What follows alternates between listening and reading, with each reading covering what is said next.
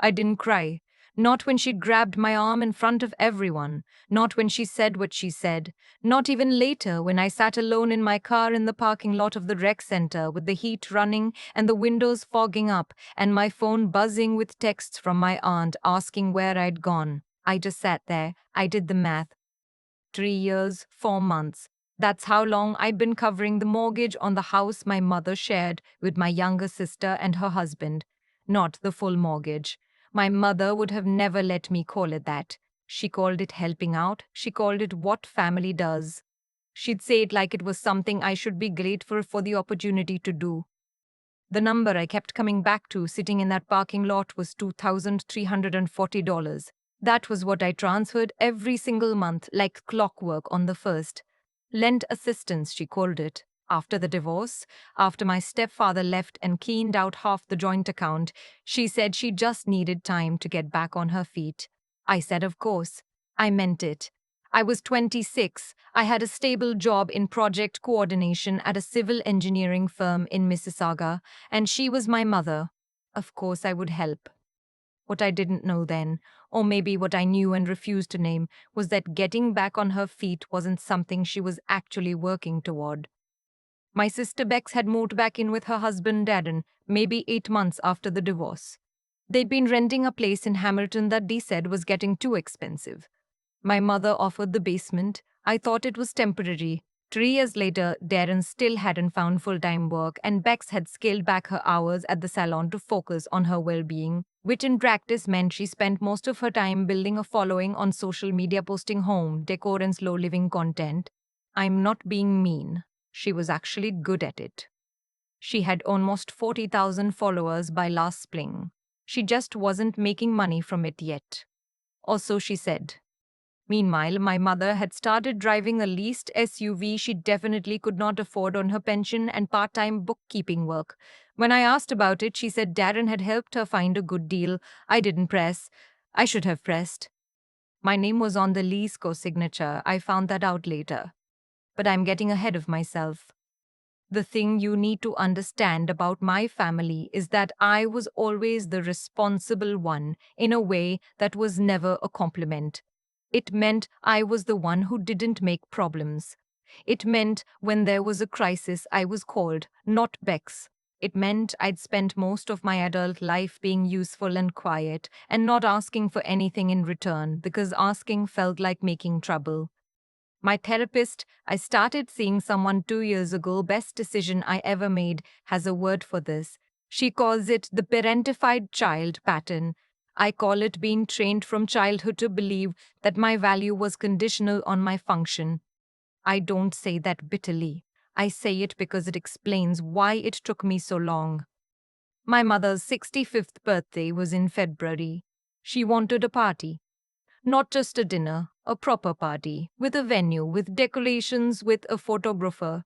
She had a friend group from her book club and her church and her volunteer work at the food bank, and she wanted to celebrate, she said, because 65 was a milestone and she'd been through so much. Bex organized it, or rather, Bex designed the aesthetic for it and sent me the invoice. The venue was a private function room at a hotel in Oakville. The deposit was $800. The catering package for 30 guests was just under $2,000. The photographer Bex had found, a friend of a friend, was another $450. There were flowers. There were little custom printed matchbooks with my mother's name and the date on them, which I did not know were being ordered until the invoice arrived. The total all in was just over $3,900. I paid it. I'm not sure why I didn't say anything. Some combination of not wanting to be the one to ruin things and genuinely wanting my mother to have a nice party, I think. I told myself I'd bring it up afterward. I told myself there would be a right moment. I drove to Oakville on a Saturday in February in -12 weather wearing a nice blazer and the earrings my grandmother had left me. I had a card. I had a gift. A weekend at a spa in Collingwood that I'd found on a deal site because I thought she'd actually enjoy it. I walked in, and the first person I saw was Bex in a floor-length green dress, holding a glass of Prosecco, talking to two women I didn't recognize. She glanced at me and then looked back to her conversation. No greeting. I went to find my mother.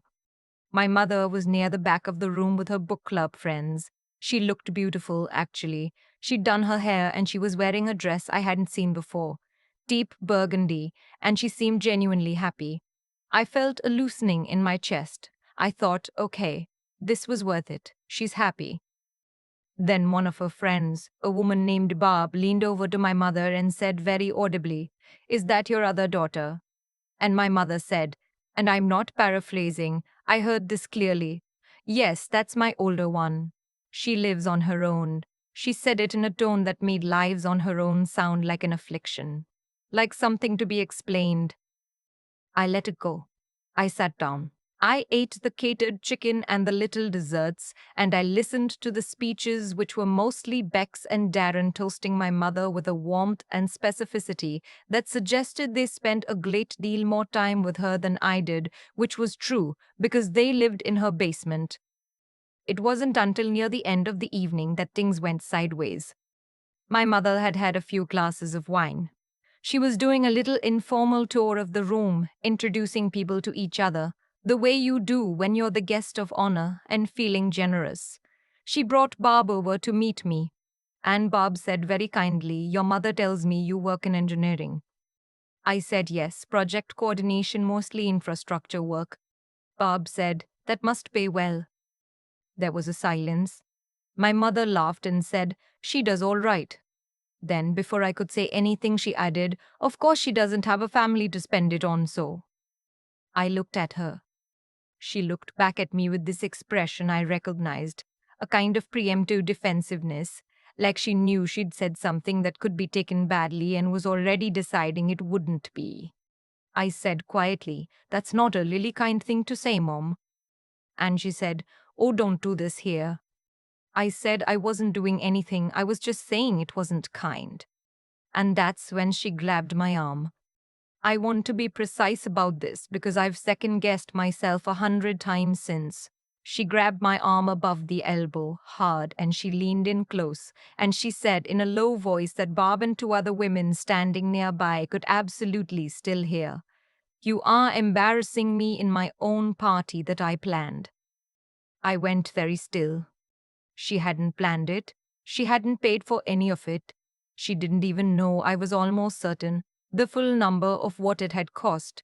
Because Bex had been the one managing the details and I'd been the one getting the invoices. She said, "You always have to make everything about you." I took my arm back. I said calmly, "I'm going to head out. Happy birthday." She said louder than she needed to, "Fine. Go. You've never been able to just enjoy something." I got my coat. I said goodbye to Barb, who had the grace to look genuinely uncomfortable. I walked out to my car.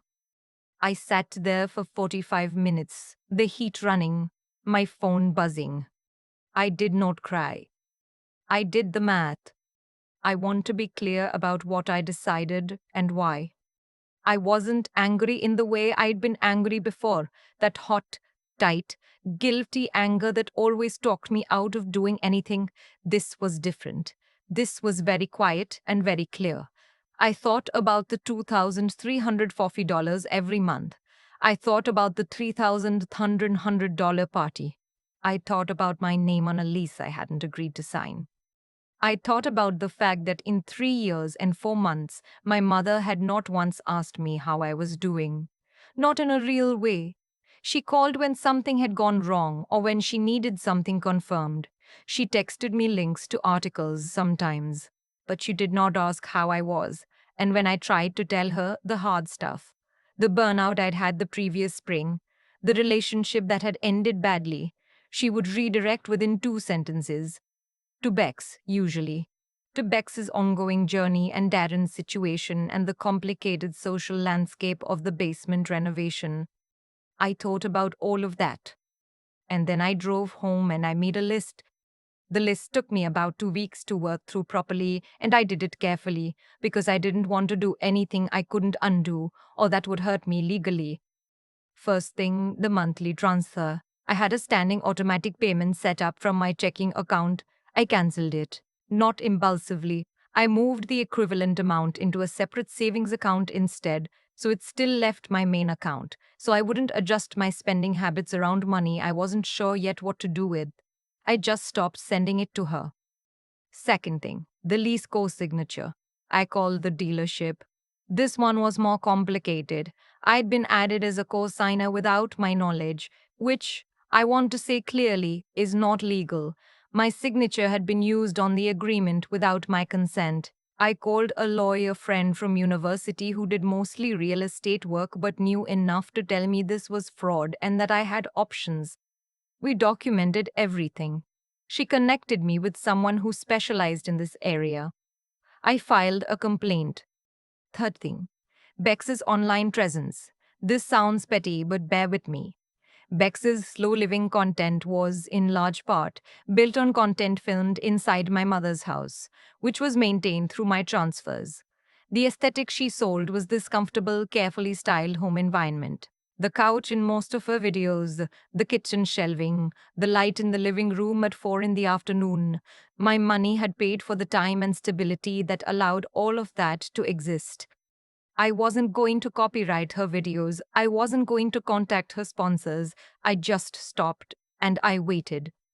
The first month, my mother called on the third. She asked if I'd forgotten. I said no. She said, "So you're not sending it?" I said I was taking a step back from the financial arrangement for a while. There was a silence. She said, "I see." She hung up. Bex texted me 2 days later. I didn't respond. What happened next happened faster than I expected. My mother had, it turned out, been running the household account very close to the margin. The transfers from me had been covering not just her portion of the mortgage shortfall. She'd refinanced 2 years ago at a higher rate without telling me, but also utilities and Beck's and Darren's grocery contribution, which they apparently were not actually making in cash but were instead making in the form of helping around the house, a barter system my mother had invented and not shared with me. I know this because my aunt, my mother's younger sister, who had been at the party and who texted me that night from the parking lot, started calling me in March. She wasn't hostile. She was genuinely confused. She said my mother had told her I'd cut her off, and she wanted to understand what had happened. I told her everything calmly from the beginning. I told her about the monthly transfers. I told her about the party. I told her about the lease. My aunt was quiet for a long time. Then she said, "She told us you contributed a little here and there." I sent her 3 years of bank statements that evening. Meanwhile, Darren, who worked periodically in trades and had been picking up contracts through a local guy my mother knew, was also dealing with fallout. The contracts had been partially underwritten by a guarantee my mother had given on a small business account, also, as it turned out, with my name attached in a way I hadn't authorized. When that started to unravel, the local contractor pulled the work.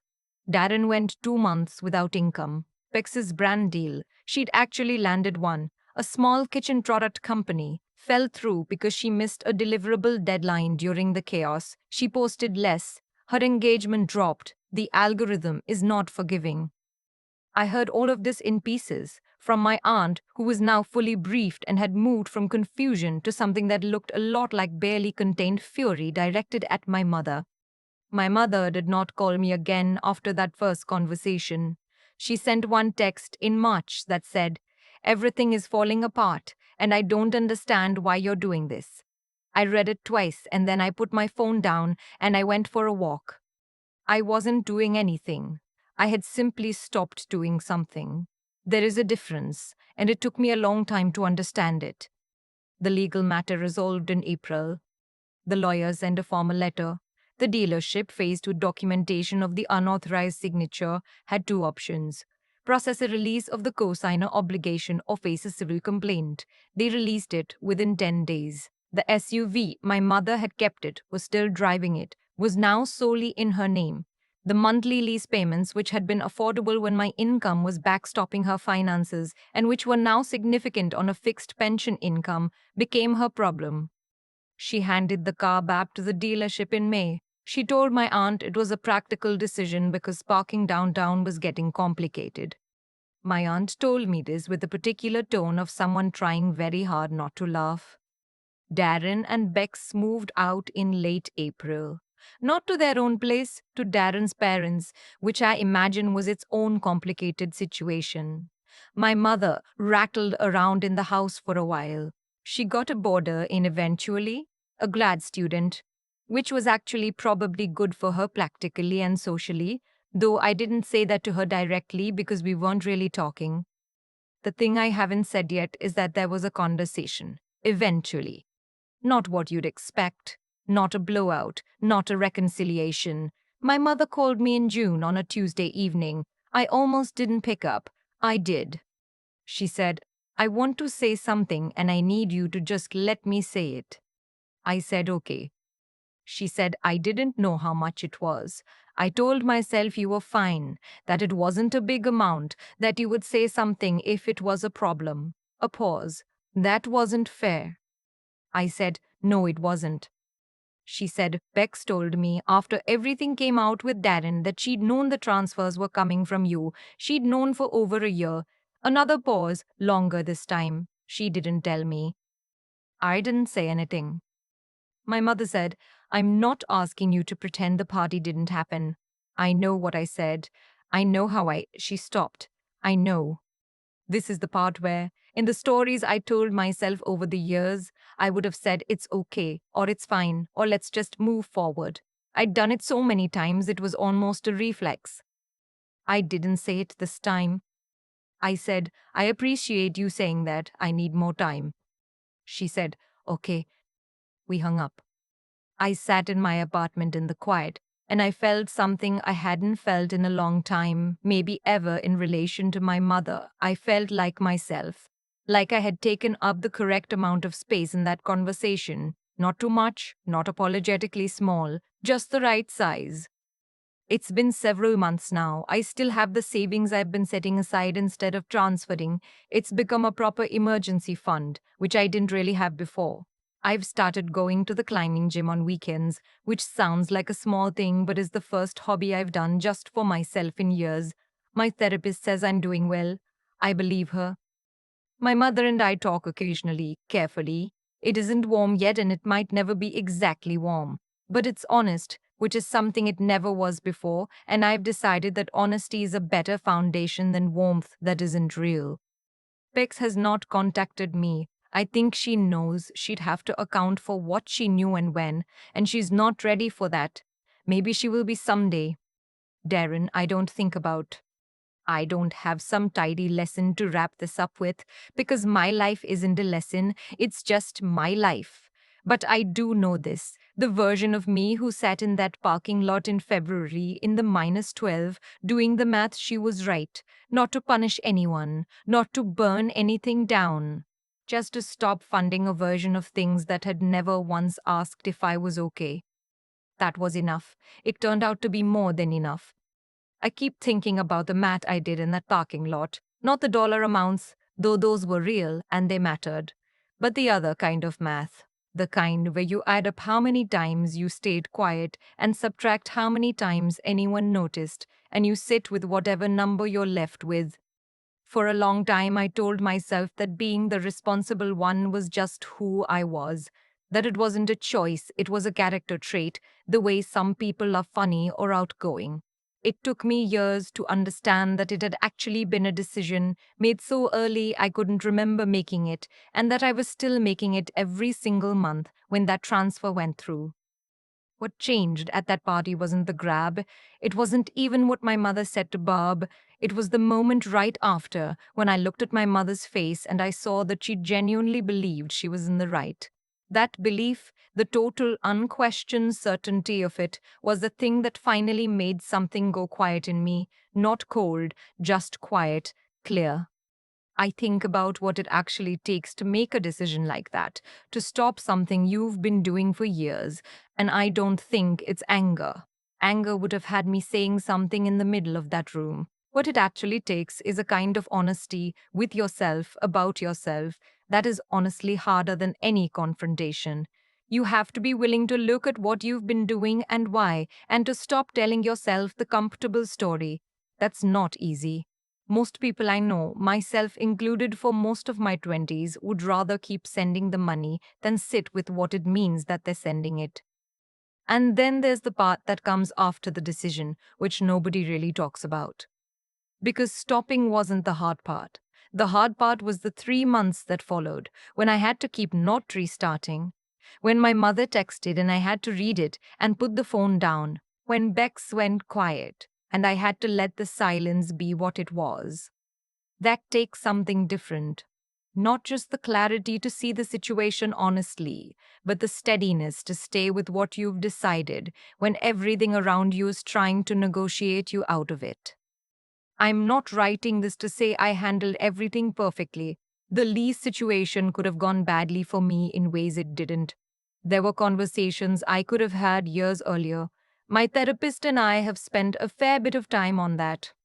But I do think that the version of me who finally sat in that parking lot and did the math, she wasn't a different person than the one who'd been making those transfers for 3.5 years. She was just the same person finally being honest about what she knew.